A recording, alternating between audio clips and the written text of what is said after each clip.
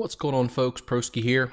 Yesterday I released just a streamlined live run through of the Zul'Furrak Mage AOE jump leveling method, and today I wanted to give you guys a live walkthrough with commentary of that same run, kind of detailing exactly where the safe spots are, some tips and tricks on how to do it and do it effectively.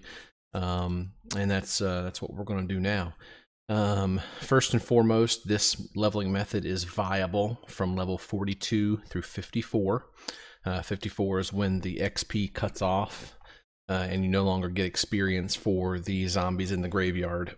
42 is the bare minimum that I would feel comfortable having someone try this. At level 42, it is incredibly difficult because everything aggroes you. Once you get to the graveyard, it's pretty much cake in order to do the actual leveling method. But getting to the graveyard is harder than actually AoEing down the zombies, just because of how much health you have, how small your shields are, and if you get dazed, it's pretty much over. You got to restart. So 42 is the bare minimum. That's when I started this. When I first came in here, the first few times trying to run, I died multiple times and had to reset. That's normal. Getting into the graveyard, again, like I said, is the hardest part, and a lot of times that kind of changes and you can't really mimic that every single time. And so you could run it perfectly fine one time, and the next time you come in and just completely fail and have to reset. Once you get to the graveyard, there are many things that could foul up your gameplay and cause you to have to reset. I'll detail those when we get there. So let's just jump in here. First and foremost, you want to make sure you have your ice armor, your intellect, and dampen magic on. Dampen magic is going to help reduce the amount of damage the shadow bolts do to you when you get hit by them, especially at level 42, and it will allow your armors to stay up longer. Make sure you have at least 2 of your mana gems. If you find yourself having trouble with mana, you can go ahead and conjure your 3rd one. I'm level 52 at this point. This is very cake for this level, so really only 1 is necessary, but always have 1 as a backup. When we start the pull or start the run, you want to make sure and have both of your shields active, both your mana and your ice armor, your ice barrier. And we're just going to run in and try to aggro as little or as few mobs as possible. At level 52, you can pretty much run by just about everything. Like I said, at level 42, you're going to be aggroing everything. And so the run is that much more consequential. But when you're coming in here at level 42, your first reset spot is going to be right here.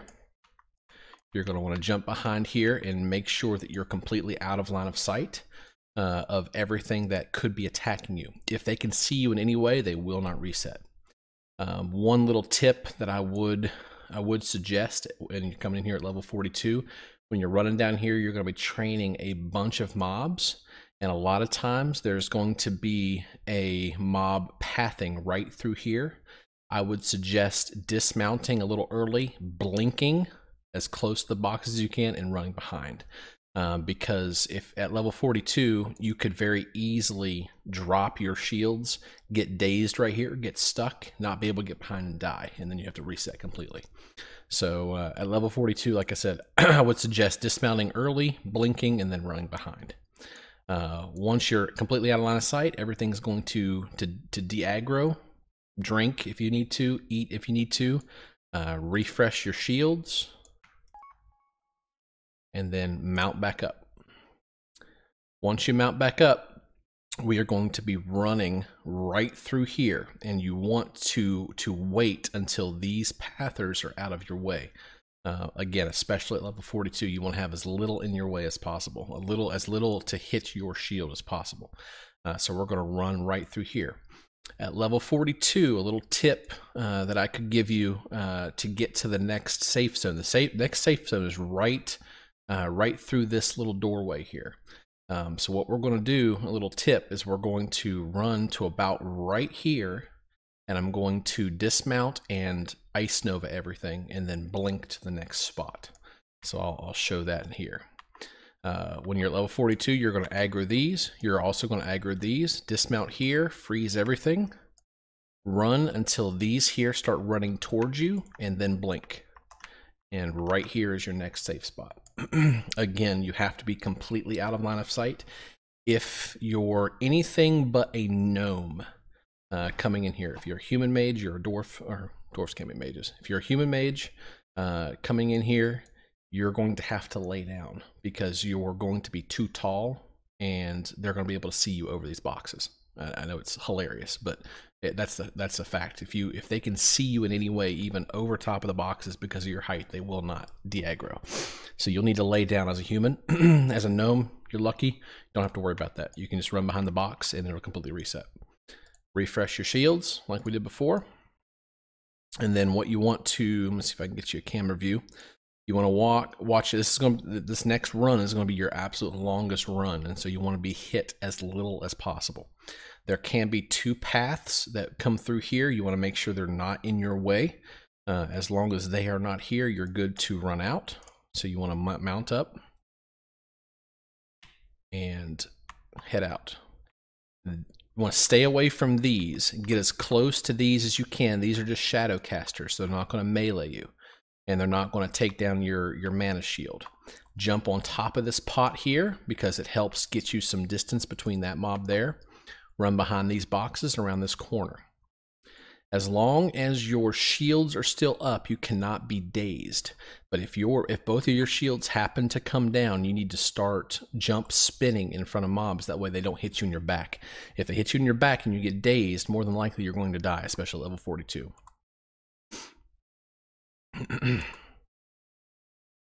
Once you get past those, you're going to run up into this corner. I would dismount right before, jump. As a gnome, you're going to stick it here and then jump one more time. This spot right here is another reset spot, but it's probably the hardest reset spot to get into. As a gnome, you have to double jump it. You have to hit that invisible step and then jump up again. What I would suggest, if you're having trouble with these, clear it once and then just practice that jump. If you can get that jump down exactly where you need to go every time, it won't be an issue at all. Once you drop combat, you're going to refresh your shield. Come down here. We're going to mount up and actually start the zombie pool. The most important thing, excuse me, the most important thing with regards to this pull is actually activating the boss. If you do not activate the boss, when you pop the graves, the zombies are going to aggro directly onto you instead of onto the boss. You want them to go to the boss first to give you time to get into a safe spot. We're going to pop these graves in 3 sections. We're going to do this right side first, then we're going to do this left side here second, and then these here last. There is a path that comes through here and stops about right here, and then there's a path that comes this way and stops about right here, so be mindful of those. So again, refresh your ice barrier, mount up. We're going to go aggro the boss, pop all these, and then this pot right here behind it is another safe spot. So that's what we're going to detail now. Activate the boss and start popping graves. Now, one thing about these graves that I have noticed, if you click them more than once, sometimes zombies will not spawn out of them. I don't know if that's what's up with that, but if you click them twice or click them 3 times, sometimes they won't open.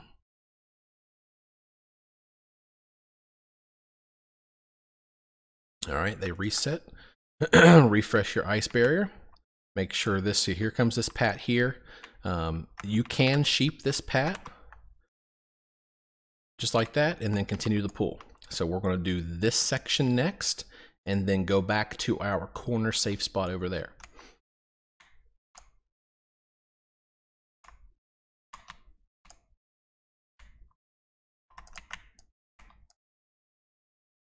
You notice they're all running toward the boss.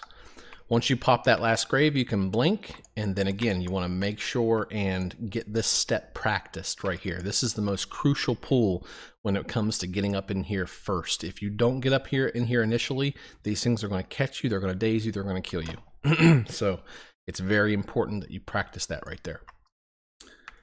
Once they de-aggro, you're going to refresh your ice barrier and then jump down here, and then we're going to do this next pull. Make sure that the path, here it comes right there, but we got plenty of time.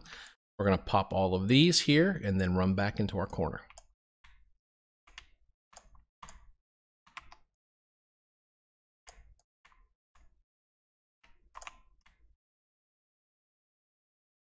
Jump, stick it, jump back up, okay? Now, once we've got up here and once we've pulled this third round of graves, we can go ahead up and set up for the actual pull itself. We use this skull right here to jump up. It's very, very simple. It's got a bunch of different sticky points on there. You shouldn't have any trouble getting up on there. You're going to get on the very top of the skull and then jump over to this wall right here. Next, we're going to get up onto the very top of this. The only way to get up here is by mounting. You have to mount and run yourself and jump into this corner. Once you stick, you dismount, don't move other than to jump. Jump and then move forward, and that'll bring you right up. From here, you can put your mage armor on. You should not be getting hit by zombies anymore throughout this part. If you get hit, you're doing something wrong. So at this point, you can put your mage armor on. I would try to keep your ice barrier up as much as possible, just in case you get hit by the off zombie if they get a little bit too close, especially again at level 42. So you can see we got a ton of zombies here. We got a few going up through here and a bunch right here and then a bunch right here. The pull initiates right at this spot. We're going to rank 1 blizzard these guys, and then we're going to run around the boss. We got to make sure the boss aggroes. If the boss does not aggro, these zombies that are standing right in front of him will not pull. So it's very important that we aggro the boss after we pull these zombies here with a rank 1. Generally, I will run over to the edge and wand the boss just to make sure I get him aggroed and then run around. So, rank 1 blizzard, make sure it ticks. We're going to go over here, wand the boss, and then we're going to run around. Jump up into this corner. Be very cautious not to jump too far because you can fall down in this hole right here. We're going to blink forward and then rank 1 blizzard those over there in that far corner. And then we want to jump over to this wall as soon as possible. If you wait too long over here, these down here will de-aggro. And then we have started the pull. We're going to rank 1 blizzard into this corner to group all of the zombies up that we just pulled. You'll notice that they're getting nice and clumped up. That is perfect. Once they get to about right here, we're going to run and do the jump back. If you find that you're having trouble making this jump, movement speed to boots makes it incredibly easy, but it is not needed. Once they get close to you over here, we're going to jump back, which is going to make them go back. Then you're going to max rank blizzard right into that corner. My blizzard, max rank blizzard right now is currently rank 4. You'll probably have rank 3.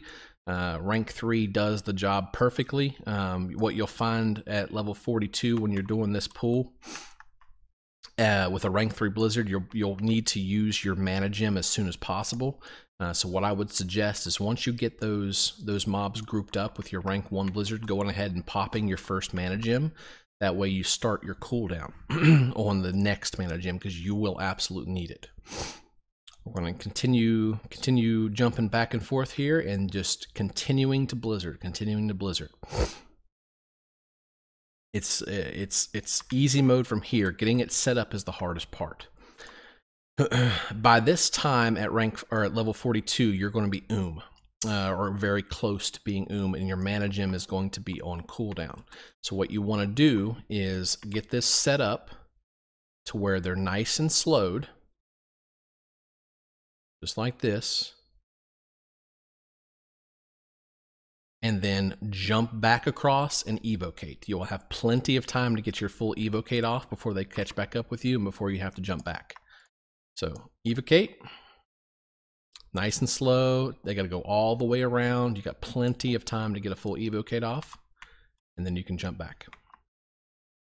Queue up your max rank blizzard right in that corner. Putting it right in that corner allows them to get hit while they're running this way, and then also get hit when they start coming at you here. It's incredibly easy.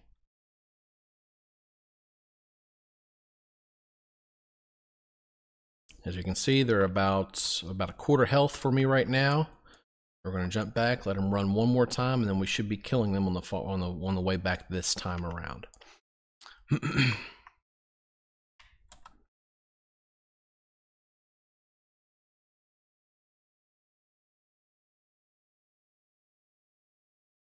And here comes the experience.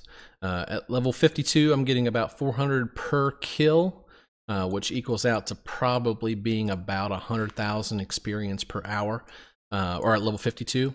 When you come in here at level 42, you will be getting about 1,200 per kill, and you'll be getting closer to 200,000 experience per hour at level 42. It is an incredible way to level a mage from 42 to 54. I think I may have probably 8 hours played from level 42 to 52 with using this method. It is absolutely phenomenal. Now, one thing I would suggest, once you get this room set up with all the zombies spawned and you're up on your little perch, about ready to pull, if you feel that you need some practice with this jump, practice going back and forth just to make sure you kind of get the idea of how it works, once you get the hang of this, it's like riding a bike. You'll never forget it. So what you can do is you can go ahead and run over here before pulling anything and practice. To get back, when you've got your practice done and you're ready to actually make the pull, to get back, you've got to mount up. And you run into this corner just like you did on the other side, dismount, jump up. And then in this corner, there's plenty of steps here in this corner. You can jump up, jump up, jump up, jump around, and then run around here and be ready for your pull down here. There probably will be a few of these that decide not to pull. It happens every single time. The most critical thing that I want to stress, because if you find that you're having a bunch of them reset, and most of the times the ones that reset are the ones that are over here in this corner or the ones in this corner. If you find that they're resetting, that means you're not getting off of this wall initially quick enough. What you want to make sure happens is all these zombies get on this side of this wall before you can kind of live on this wall, if that makes sense. So when you pull these, run over here as quick as you can. That's why I blink between here. I want to close this distance. I rank one over here just to get a tick, and then I immediately jump over here. And then jumping over here allows these to get around here. Once they get past this point here, they will not reset anymore. And then you can jump back and pretty much live on that other wall. So just a little tidbit there. If you find that you're having resets happen, it's because you're not getting off of this wall initially quick enough. Now, let's do loot. I have found that doing this, I use an add-on called Loot Appraiser. I have found that when I'm doing 5 runs in a row, I'm averaging about 50 gold per hour doing this method. From the time I hit 42, I purchased my first mount, and I had almost no gold coming in here. And now I'm from 42 to 52. I've made 266 gold, and that does not count any of the greens that I've looted off of these zombies. There are a ton of greens that come off of these zombies normally. I've not gotten a single. Oh, there's one. And I send these over to my disenchanter, and I disenchant just about all of them. And I've not calculated how much gold that I have gained on my disenchanter from the greens. But from 42 to 52, I've gotten 268 gold so far doing this method, which is absolutely phenomenal. You get Twink level 39 gear that can drop out of here. I've got a couple of those, which has been nice. You get all kinds of greens. Most of the gear a lot of the gear that I'm wearing is actually from greens that I've looted here, and I'll show my gear here in just a second. You don't need anything crazy special gear-wise. You just need to have At level 42, I would say probably 1300 health, 1200 health. And even that's not really important because you shouldn't be getting hit. If you're getting hit too much here, you're doing something wrong. It's just the 1300 health needs to be, you need to have that coming in to this instance. So about 1300 health, and I would say probably 3500 mana, if at all possible. Gear, again, my gear is nothing special. I've got, this is all SM stuff. This is crafted. Most of my gear, Robo Power is 33. I mean, most of my gear is mid 30s. And like I said, the stuff that's not mid 30s, I've looted out of here. I got this out of here. I got this belt just a bit ago out of here. I think I got these gloves out of here. So most everything you see, I'm still using a Seal of Ren. Nothing special. Now, I would suggest, so as far as spell power is concerned, this is a Blizzard AoE farm. Blizzard has an atrocious coefficient when it comes to spell power. You can put these shoulders on, which gives you up to 9, and these, that's 18 spell power there, and you'll see each tick of your Blizzard go up by 1. It's terrible. So the Hypnotic Blade, for instance, out of Scarlet Monastery, which is kind of BIS for a very long time for most mages, that is correct if you're frostbolting. If you're blizzarding, it's not. So I'm using Illusionary Rod because of the amount of intellect and stamina and spirit that are on it. So you want to be stacking of the eagle greens and anything that has a high amount of intellect and a high amount of stamina. You want as much of an HP pool as you can get, and you want as much mana as you can get. And as long as you've got enough of that, you can do any of the AoE farms in the game. So I still got level 20 bracers. That's terrible. So yeah, that's the farm. I hope this was helpful. If you guys have questions at all on anything that you saw here, anything that I didn't explain well enough, please comment in the comments below. I will answer them very promptly. And if I need to jump in here and kind of revise anything or re-explain something, I would be happy to do so. So hope you guys enjoyed it, and we'll talk to you later. May all your hits be crits.